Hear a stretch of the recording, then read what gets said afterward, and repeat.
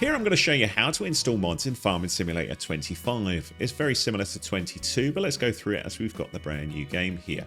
On the left hand side of the main menu, you've got downloadable content, and that's where you'll find your mods. So if you jump into here, there's all sorts of ways to search for stuff. We've got categories where we can look for things like gameplay or package or, tractors, trucks, trailers, whatever you're looking for. You could go this way to search for stuff.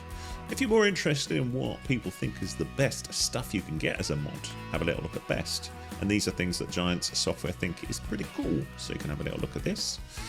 Or see what's the most popular. You got the most downloaded. So the government subsidy, which I'm going to show in a separate video. That's a way to get infinite money in the game. Or these various lovely, beautiful vehicles and little attachments like this. Let's say we want to install one of these as a mod, because that was the point of the video. How do we do it? Double click on whatever you're interested in. You'll get a little preview of what it looks like. We've got this big, beautiful planter here. Looks really cool. It's going to look wicked with the John Deere tractor. We can see the price of it, the required power, who makes it, what the review is of it.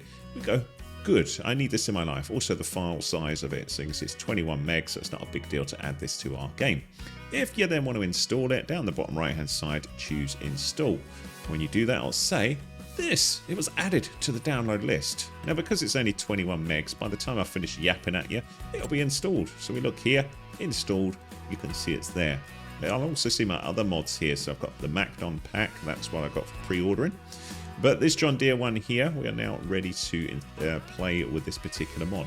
One thing I want to point out here though is if you double click on this, if you change your mind on that mod, you can also uninstall the mod just here, okay? But we're not going to do that. We're going to go and see how you then access this in game.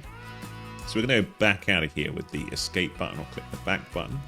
And then I'll just start a new farm here and just show you how this will work. So we go continue. So we can say whether we want the start farm stuff on the waffle. We don't want that. I do want loads of Wonga though, because I need to go and find that and buy it. So we'll just stick it on there. We'll go continue. And you can see these are the mods that we've got here. And I can either deselect them with spacebar or I can select them. So we just go here and you can see they go on and off. So you want to make sure they are highlighted here to have access to, because if you ain't going to have access to them. So let's turn the John Deere on. You can see the MacDon pack is tough. I have to have that on all the time. I can't. Oh no, I can turn it off. There we go. So if you click on it and then hit the space bar, you'll turn that off, or whatever button it shows down the bottom. So in theory, we'll have the John Deere planter here on and not the MacDon pack in our game. Let's go start and see what happens. So here we are on the farm. Let's go and see whether we can access that mod or that planter. So the planter would be sitting in the shop, which the shortcut for that on the PC is P. And then you'll be thinking, well, where the heck would it be?